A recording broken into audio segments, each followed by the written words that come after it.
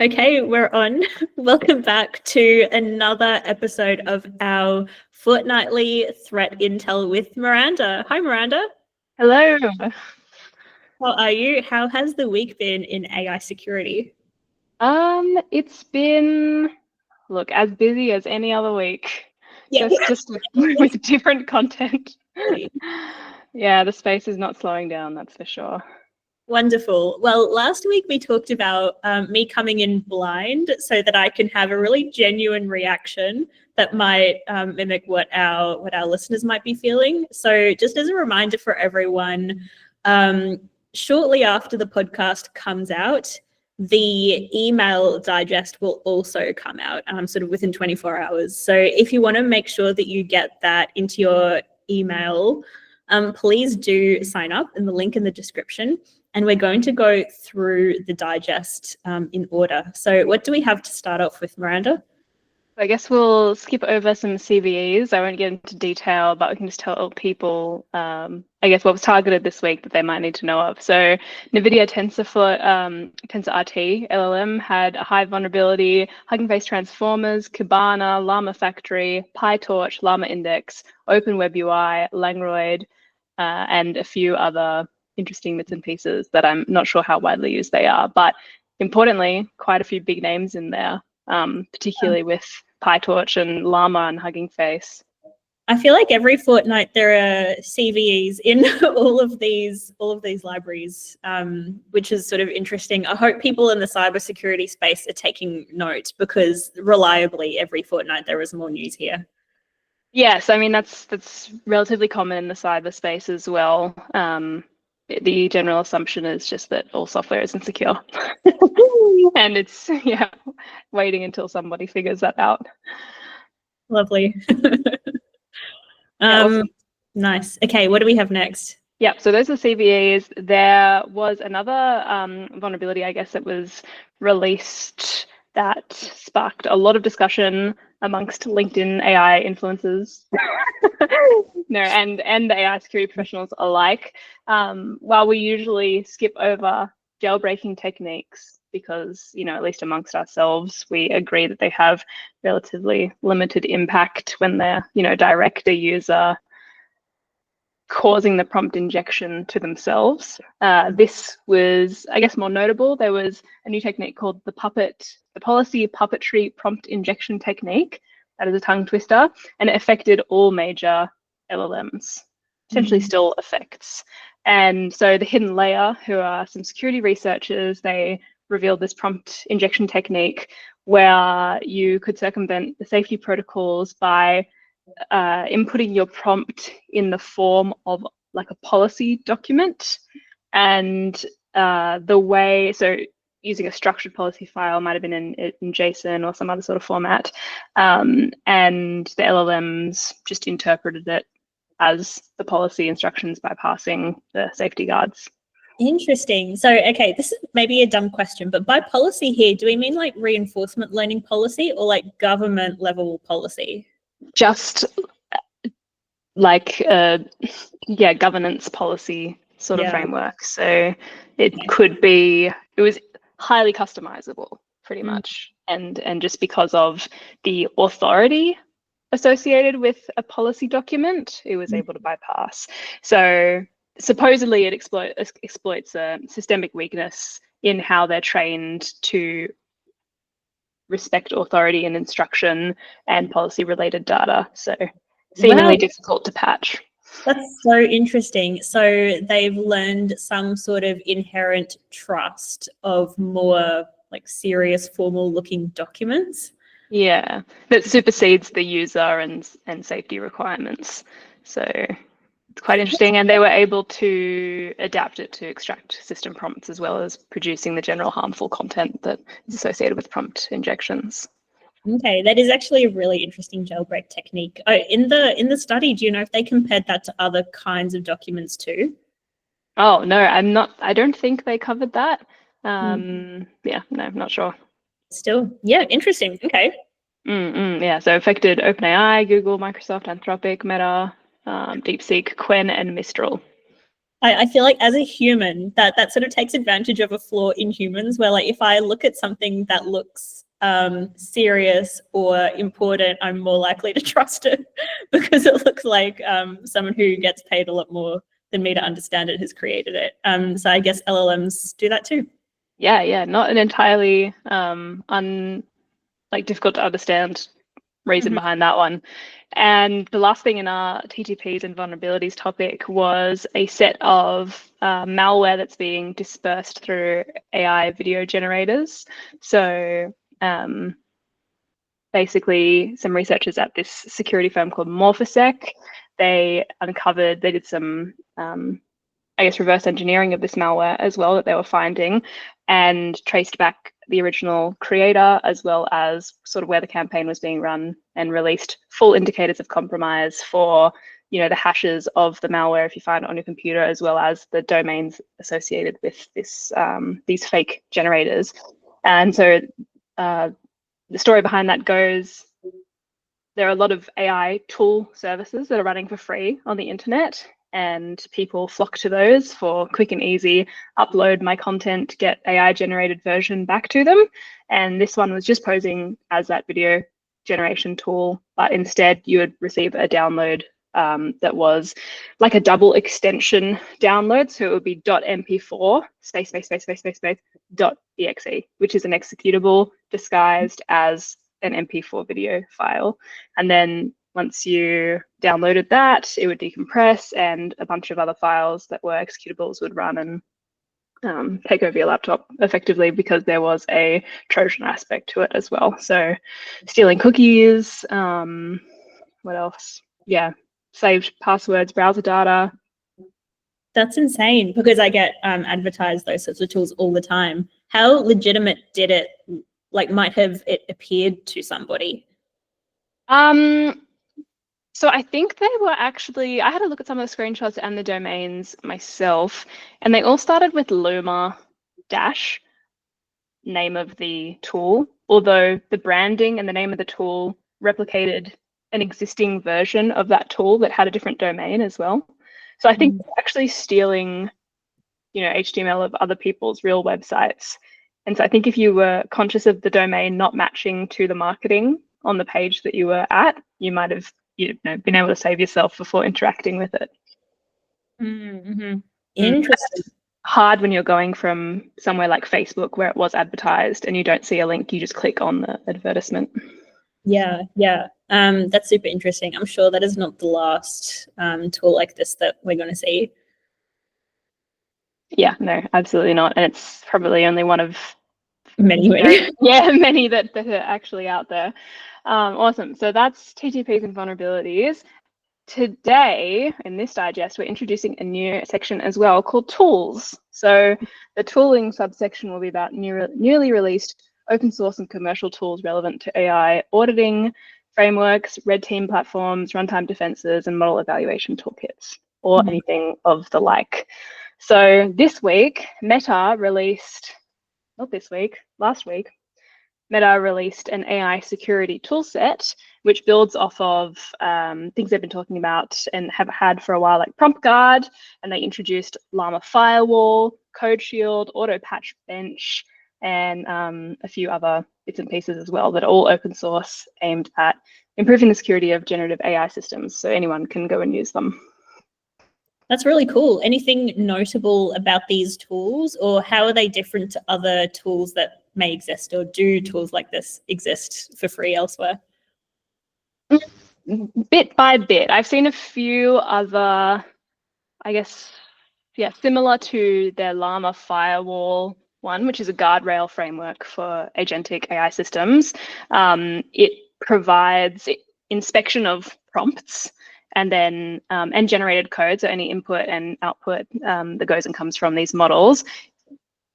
And it inherits the skill sets of like 3 or 4 of the other tools that they've released in doing multilingual prompt attack and detection, real-time code sanitization, what else do they use? And alignment checking. So that's a pretty comprehensive combination that a lot of people have been talking about, needing layered defenses, needing things beyond regex because of how semantically diverse prompts are and how obfuscated malicious intent can be when it's word-based rather than clear-cut strings. And these sorts of solutions really help with the adaptability of defenses in being able to detect all of these things. And so that's very comprehensive and novel, though other people are definitely working on it. Like I saw, Thomas Rocacia, not sure how to say his last name, sorry. Oh yeah, I think it's Rokia. Yeah, so he also has been on this trail releasing a framework called Nova, I think, that is very similarly, a prompt guardrail, but it uses other LLM components to sanitize and assess the code semantically rather than using string checks. So. Okay, amazing. That's really cool. It'd be interesting to see some case studies once this is out a little bit longer of people using it in their tools. Yeah, I think in the research that we'll get to later, there was some other people looking into similarly adaptive ways to do prompt, well, not just prompt injection, but detection of other forms of prompt-related attacks. Okay, nice. Is that a good segue to move on to the next section then? Yeah, but the next section will be news instead of research. We're going in the chronology of the digest. Building the audience's appetite. Yep. Yeah. You'll have to remember what I said before we get there. Awesome. So in the news section, almost all of it's about warfare this time, which is sad and the least enjoyable use of AI that we talk about, but also probably the most intuitive and where everyone knew it was going to go right. So, have to balance realism with optimism. The first one's a piece on Israel, and this AI technology that they're using is not necessarily new, but the pace in which intelligence-related AI gets released to the public is a little bit outdated. Regardless, it's an interesting enough use case that I have included it. So the Israeli Defense Forces in the Israel-Gaza conflict have been deploying very experimental AI into their combat operations for decision advantage. So this is related to the time in which they're able to make effective decisions on the battlefield that affect the battlefield by being able to analyze data at inhumane speeds effectively. And so they still should, and this is unclear the extent to how much they do it, have a human in the loop, because when you're talking about other people's lives, there is ethical standards and global conventions around the need for human oversight on those sorts of things, but no one can prove anyone's doing that effectively. So they're using these three tools called Lavender, Gospel, and Where's Daddy. And so Lavender is mass scale AI driven target identification. So what they're doing is they're training an AI system on sources of surveillance footage, intercepted messages, and even potentially and controversially, humanitarian WhatsApp groups. So based on that, they're trying to figure out patterns of meeting places and activities that are going on in Gaza and forming potential target suspects from this pattern identification. But reportedly, civilian casualties have been widely reported where Lavender has generated leads, and people believe that is because of the mix-up where training data is pulling from humanitarian and other sorts of non-malicious efforts, as well as adversary groups from there. Yep. So then, sorry, go on. No, go on. Yep. Awesome. So Gospel is doing AI tool processing of signals intelligence to label buildings as militant associated. So it's, infrastructure targeting. And Where's Daddy, the final one, pretty much is my least favorite one, an AI tool that tracks identified individuals from Lavender or from their own internal intelligence processes, tracks them to when and where they'll enter their residences, so forms patterns around their habits, and it's intended to provide a definite target of that residence at that time so that they can rid themselves of someone, and coincidentally, whoever else is in that residential building. Calling that tool Where's Daddy has a really Oh, yeah, unsavory connotation to it, of all the things they could have called it. Yeah. Yeah. Okay, so how do we know about these tools? So in this case, the New York Times did a piece where they were interviewing people who had left the IDF from disgruntledness of being involved with these projects. And yeah, so I guess maybe whistleblower is not the right term. Maybe it is. Yeah. But yeah, the main problem with it, I guess, is the training data that they're using is not clear cut enough at all. And so therefore the output that it's generating is also not clear cut. And there is absolutely no insight externally as to how much human interaction is involved in this decision-making process. So yeah, that's really interesting, because it sounds like the technologies themselves are not significantly different to existing technologies that exist, but the governance and the process around it introduces a lot of questions. Yeah, and the use case. And when you're thinking about human intelligence operations and forming target profiles, this is a timely process. It's time consuming. It requires a lot of effort to track and with certainty mark people as not just suspicious, but 100% a target that we should go for. And that list might be finite to some extent, but when you have a tool that is probabilistic like AI making these assertions, that list is endless, because you set the classification region, right? Where anyone above this mark is someone that we'll put under extra review as being more suspicious than not. And the AI might opportunistically just continuously provide you with people on people exhaustively, non-exhaustively. So yeah, this is really interesting as well, because surely these systems would have been considered like classified in some way. I think the people who were talking about these systems, there must be some really interesting underlying just national security components there. I think IDF leaders have also been talking about this sort of technology because it's good to appear like you're ahead of everyone else, right? So as much as the workings will never be released to the public, the fact that there are systems like this that are so capable of doing the human job and intelligence is definitely something they would flaunt. Yeah, and I think we often hear about these sorts of tools in the context of enabling greater precision. So if they already have a list of people that are known, I don't know, war criminals or people who have definitely done the wrong thing, then you're more likely to reduce civilian casualties by using AI.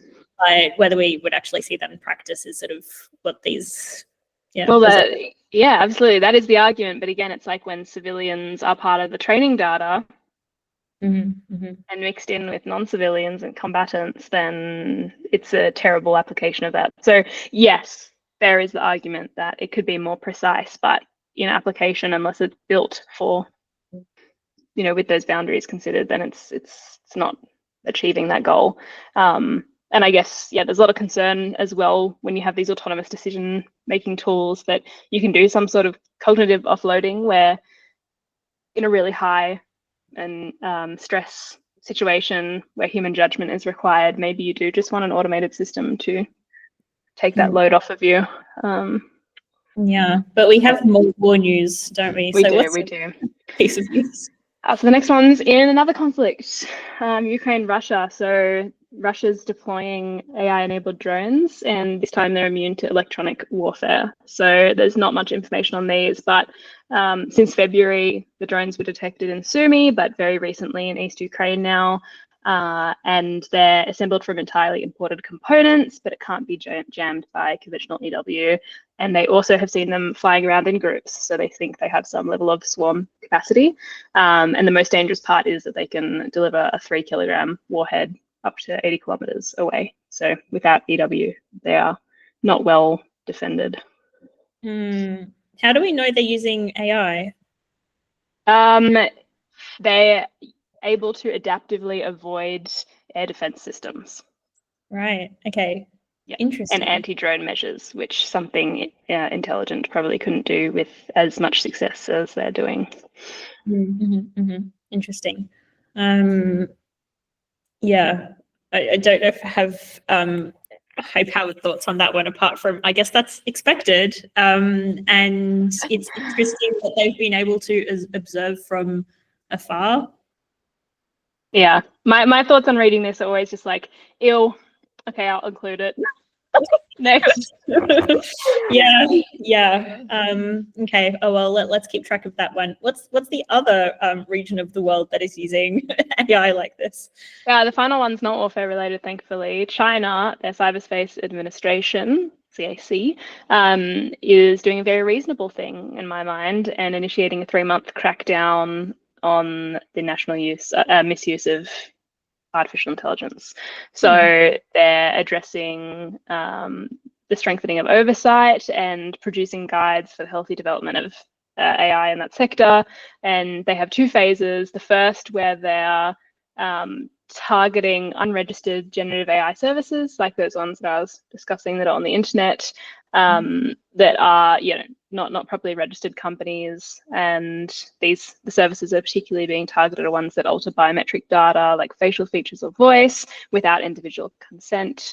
They're also trying to get stronger identification and labeling of AI-generated content on any Chinese social media, and then cracking down on AI-generated impersonation, misinformation, and explicit content, and monetization off of fake content as well.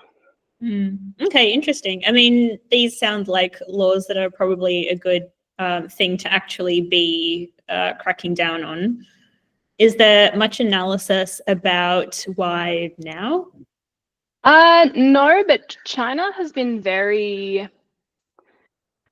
I mean, look, we only received the external reports, right? So I'm going to say they've been very reasonable with their approach to AI security and safety from an external perspective of what we're seeing. Like they've been very conscious, and I think that there's not any... Well, I don't know of any particular reason why this is happening right now or for the next 3 months. I think there's just sort of no time like the present, and they're doing it. But I think, yeah, it's targeting some valid concerns. I forgot one as well. They're preventing like the infringement of particularly children or deceased individuals, as well as historical figures. So people that can't defend themselves effectively. Yeah, that's interesting, because China is known as one of the few regions in the world that is a bit more regulation heavy when it comes to AI. From what I'm aware, it's only China and the European Union that actually have like legislative measures about how AI must be used in certain ways. Obviously, some states in the United States have AI specific things too, and like insofar as it applies to other regulation. But cool. I mean, on the surface, this looks like a pretty reasonable thing to do, right? I know. I'm always so conscious about talking about China, because there's no way you and I have the full picture of anything that goes on there, the full or necessarily the unbiased picture. So I'm just going to say, looks good. Yeah, well, now we have the research section, right? We do have the research section. So the first piece of research is from our friends at Dreadnode, who we saw recently in the UK. So they have the Crucible platform, which many people may be familiar with. It's an AI, it's the first, I believe, AI red teaming CTF platform, effectively. So like Hack the Box, but specifically for AI challenges. And they don't just do prompt injection. There are a lot of diverse data science, data analysis challenges as well.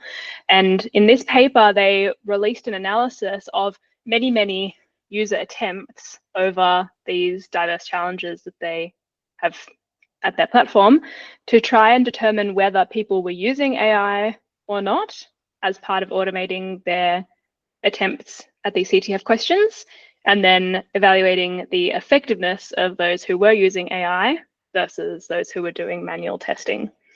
So they analyzed over 200,000 attack attempts by over 1,500 users across 30 of their challenges, and they found that purely automated attacks achieved a 76.9% success rate. Hybrid approaches, where people were using AI to automate but also doing manual changes, were at 63.1% and manual attempts only at 47.6%. So about a 20% difference in success rate. And most interestingly, they found that only 5.2% of users were using automation. So the small amount that were having hugely increased gains. And their analysis here is that it seems like there is a lot more opportunity to use AI to help with automation in red teaming for higher success rates. Interesting. Well, I must say this makes a lot of sense given that a lot of their products are around using AI for cybersecurity. So good on you, Dreadnode. I guess yeah, they have supporting evidence for why their product's good. Indeed, as we all should have. I guess it makes sense to me that a lot of users don't use a lot of automation, because people would typically use this as like an education and training tool, I think, a lot of the time. But this is interesting. Do they release information about the kinds of attacks as well, and what worked and what didn't, or was it more about this view? Well, it was a research-formed paper, so they have a few examples in the paper, but it's not their exhaustive data set or anything. But you can definitely get a picture of what type of things people were doing by reading the paper. Because I know that Lakera have released reports about the kinds of techniques that were used against Gandalf. I don't think it was a super comprehensive picture then either, as in obviously they can't release every attempt because there were many, but like different trends and what did work and what didn't work. Yeah, I think Lakera actually are going to release a data set for people to be able to train off of. I don't know if, maybe that's not true, but I thought when I read their paper it had that in it. Yeah, okay. We can fact check that, but that sounds interesting. Lakera people listening are like, damn it, we have to do it now. Awesome. Yeah. So great work to the Dreadnode team. So the next one was, this one's scary a little bit. So geolocation doxing using ChatGPT 03 or extrapolating it to multimodal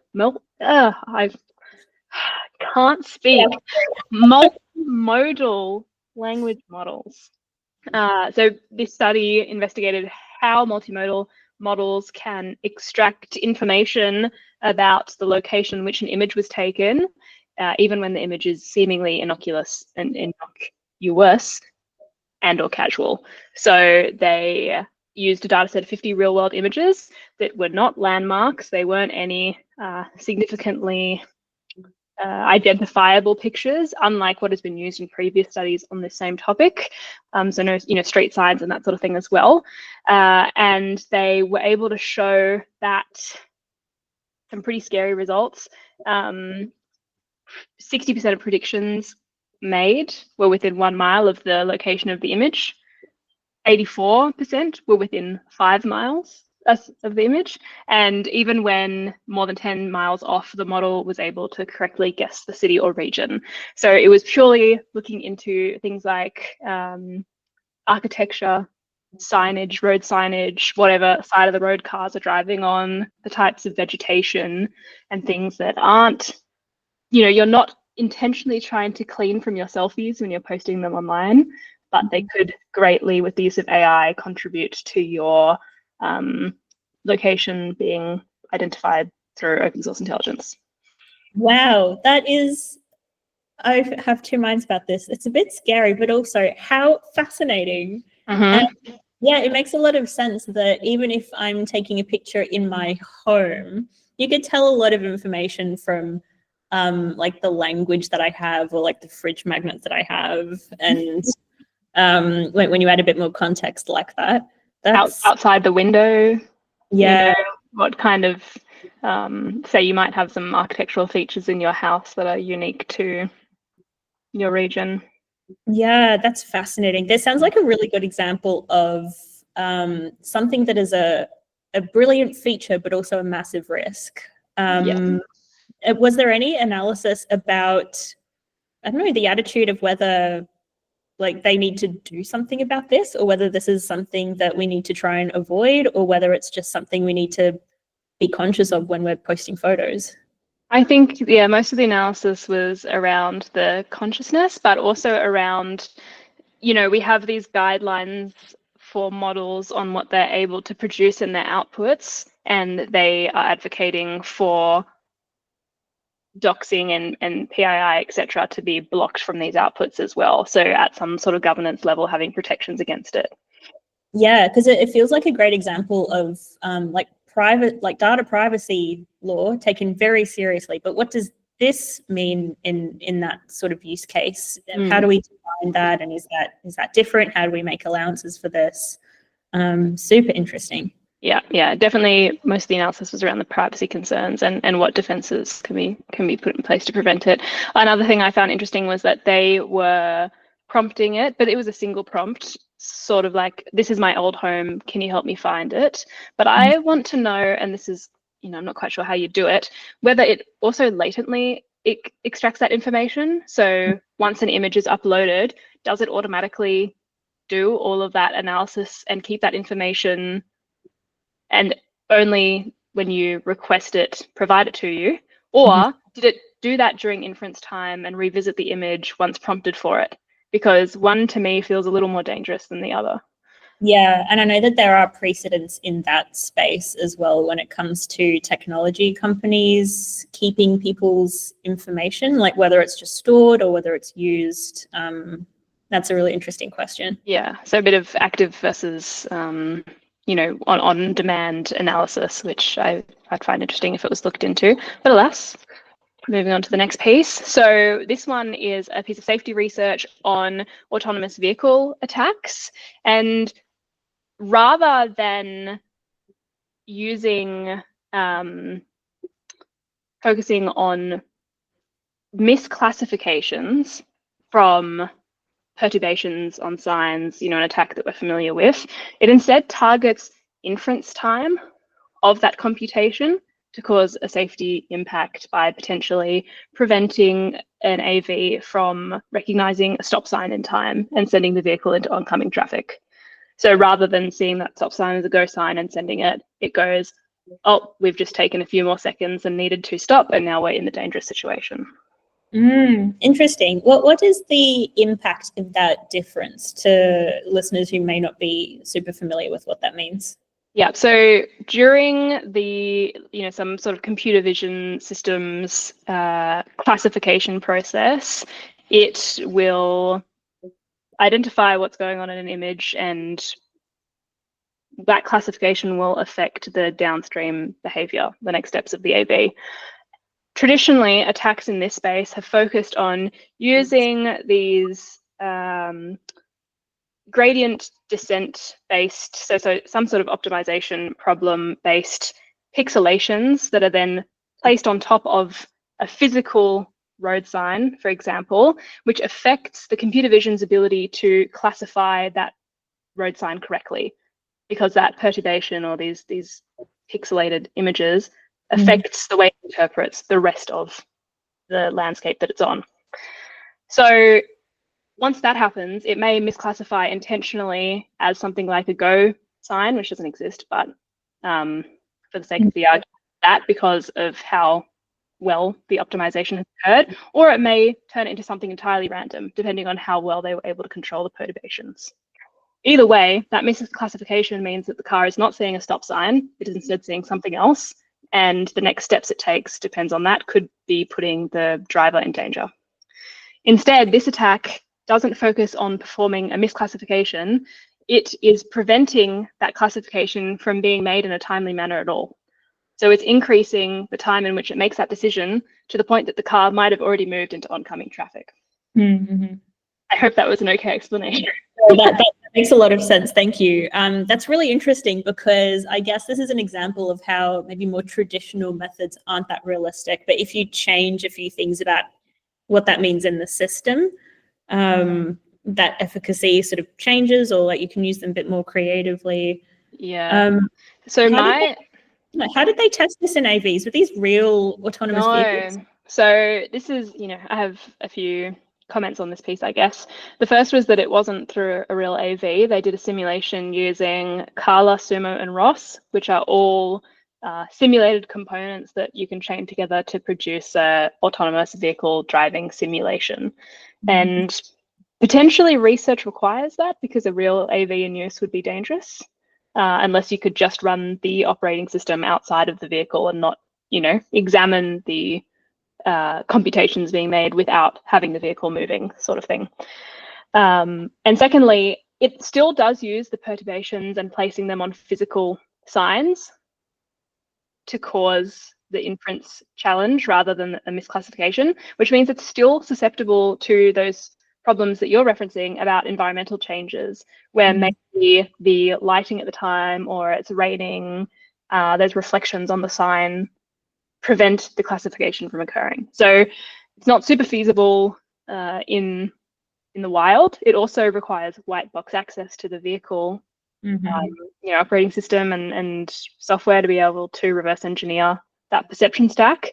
I can't remember. I had one other, not really problem, but oh yeah, the simulation doesn't, I guess, include consideration for that AV stacks. They're not usually just vision models. Like, they have other defenses for when an inference time is spiking, and they're like, oh, that's an anomaly, so we're going to default to another process, like just stopping the vehicle slowly, something.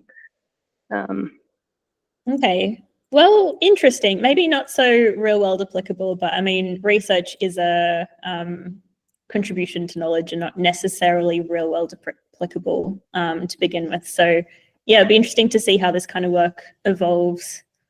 Yeah, I do think the most valuable point is that they have identified that perception latency is another attack surface rather than just misclassification. So yeah, that's definitely valuable. Interesting.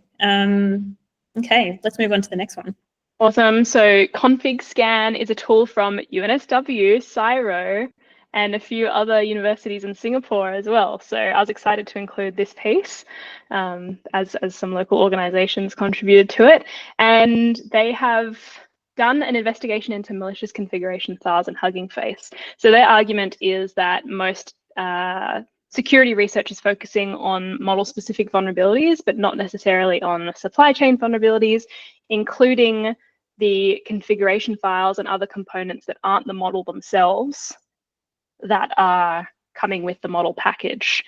And secondly, that these repositories, these hosting platforms for repositories like Hugging Face do not have adequate defenses in place to scan for these sorts of problems and alert users. So they produced config scan, which has 3 phases to it. And this is the one I referenced earlier about using LLM as a judge. They have suspicious configuration analysis, which is a rule-based regex scanner. They have README summarization, which uses an LLM to infer project behavior or intended project behavior from the README. And then they use another LLM step to assess whether the configuration files link well to the README intentions. And it also does runtime analysis to make sure that it is behaving in that way. Interesting. This is such a cool study because I can see you've written here it's the first large-scale investigation into this. Like, people have been talking about these concerns for a long time, and we've seen all these CVEs. It's really cool to know, but also scary to know how many potentially vulnerable files may be out there. Yeah, okay. Did they have any sort of recommendations with what to do with this information? Not so much. It was more of a introduce the tool piece. I guess, there are a few things I have to say about it in terms of, I'm always skeptical of LLM as a judge in general, because if you're using an AI to audit an AI, then this auditor AI inherits vulnerabilities that AI has itself, right? So I had a comment on potentially, if adversaries are aware that this tool will be in place or a similar tool using this methodology to scan, they might be able to do potentially prompt injection in configuration files that allow them to bypass scanning and identification of being malicious, right? And other sorts of things like that would be inherited. So that's one question. And then secondly, they didn't run a necessarily exhaustive trial of this tool. So they used rule-based methods themselves, and they identified 50,000 suspicious configurations on Hugging Face. And then they used this tool config scan on 1,000 of the flagged configurations, and it identified 2 as actually high risk, and it said all the other 998 were benign. Yeah, interesting. I'll be interested to see some use cases of this as well, and like sort of testing this in practice. Awesome. So we've got very limited time, so I'll run through the last 2, but the second last one is potentially my favorite paper that I've ever seen to date. So I hope listeners have stuck around. I wish to spend more time for this one. Okay, you can put it at the beginning as a catfish. Yeah. Here's the hook. Yep. Yeah, so research from Columbia and MIT proposed a physical solution called Spotlight, which is a system that embeds imperceptible optical signatures in videos at the time of a speech being given, and it allows cryptographic control over the video that is produced. So it's preventing manual video editing, but more importantly, AI-generated deepfakes. So it effectively prevents it against both. And to break down what that means a little more, pretty much a speaker's giving a presentation, and a projector is sitting a few meters away from them, projecting light onto a surface that is within the frame that is captured of their video. And it's producing imperceptible light signatures that humans observing are not seeing, but any camera in the recording audience is capturing. And these light modulations that are being put on the surface is computed from the movements of the speaker's facial features whilst they're giving the speech. So it's digitally tied, so cryptographically tied to their script and what they're saying. Then that's all being computed and projected back in real time, again, captured. And if any recording is manipulated, these light modulations will not match up with the verifiable version. That is so interesting. Okay, so it's basically a way of validating that the actual video content that's being captured matches based on sort of that secondary piece of information, which is the script. Yeah, I'll just features. Yeah. Yeah. Do they do any reporting on how robust this technique is? Yeah, they did. So previous defenses against this sort of thing, when you compress them, for example, the decompressed video later is not verifiable because of the way that the encoding occurs. But this, because it's probability-based result, even though you can compress it and decompress it, all of those compressions are still sort of symmetrical to some extent, that they can use the prediction of that as being correct and verifiable. So it's robust to transformations like compression. Unfortunately, things like someone shining a more strong light over the space, physical presentation would prevent it from working. But that is a physical layer attack. Wow, how interesting. I mean, even if it isn't that robust to start with, what an interesting concept to continue building on. So how is that verification done between like the script and the speech? Like, is it based on a predetermined script? Like, I'm imagining someone riffing or improvising when they're up there. Is it more that it just has to match information that can be captured in real time about that talk? Or is it like this external, like pre-written information that it has to match? No, not pre-written. So it's doing all of the computations live. So this little box that they have that's the projector, and also has some compute attached to it, is watching the whole thing and continuously for each frame associating the facial features with the speech, and that will be in the next frame, and then the next frame, and the next frame, until the whole speech is done. Yeah, interesting. What a cool idea. That must require quite a bit of compute and memory. Would you say, or like, is that a substantial amount that it would add on, or? It was they just used a Raspberry Pi to do it. So they were doing pretty good. They had off-the-shelf components, a spatial light modulator that cost them $299, Raspberry Pi, and an RGB camera. So they tried it on, in terms of your robustness question, 5 or 6 different kinds of cameras, and it caught on all of them. And my boyfriend, when I was telling him about this, very aptly asked, what if people are posting online only a 10-second snippet of a whole video? Can it verify this? Well, it can, because the projections are continuous and they're linked to those exact frames of speech. So if you only have 10 seconds, those 10 seconds should still match to the projections of those 10 seconds. Wow. Okay, I have many other sort of questions, but we don't have enough time. So instead, we should include this as the catfish for this digest. It's very cool. Why this is one of your favorite papers. Must read this in more detail, and all the listeners should too. We're sort of running out of time, but there's just one more article, isn't there? Do you want to briefly give the headlines, and then we can whet everyone's appetite for it? Yeah, I can. So this one is a piece from the UK AI Safety Institute, and they're introducing RepliBench, which is a benchmark designed to assess whether LLM-based agents can autonomously replicate themselves across environments. So they tested, or what they did was they broke down what would be required for autonomous replication to occur, and they found that it really comes down to these 4 different nodes that would be obtaining compute, obtaining its own weights, replicating onto compute, and gaining persistence. And in the paper, they outline what all of these 4 nodes might look like, and they do a bit of a tree model where if certain bits of this tree and these different nodes light up, but not all of them are required, then they can achieve persistence. And then they apply that benchmark across a few active models.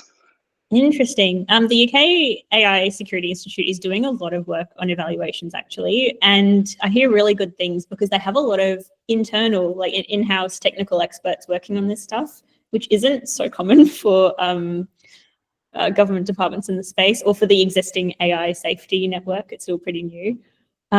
Really cool. Okay, must look at this in more detail. All of the listeners should go check out all these papers. If you're not already signed up to the newsletter, do that, because then you'll be able to get this straight into your inbox. And you do give us feedback as well on both the newsletter and how we do the digest. We're improving this over time, but it's a kind of medium where it's really hard to like understand what people think about it. So please do get in touch. We really appreciate it. But otherwise, thank you so much, Miranda. Thank you for having me. And yeah, honestly, if people find awesome pieces themselves, or they're part of organizations that have experienced breaches related to their AI platforms and software that they're using, and they're able to share results from the aftermath of that incident and how they dealt with it and all these sorts of things that form part of traditional cyber threat intelligence, we would love to talk to you about it and potentially be able to include it for the rest of the community's benefit. Mm-hmm. Absolutely. Yeah, we're pretty active on LinkedIn. There's always an email here in the description box. So yeah, please do. All right. Thank you, Miranda. I'll see you next time. Okay, see you.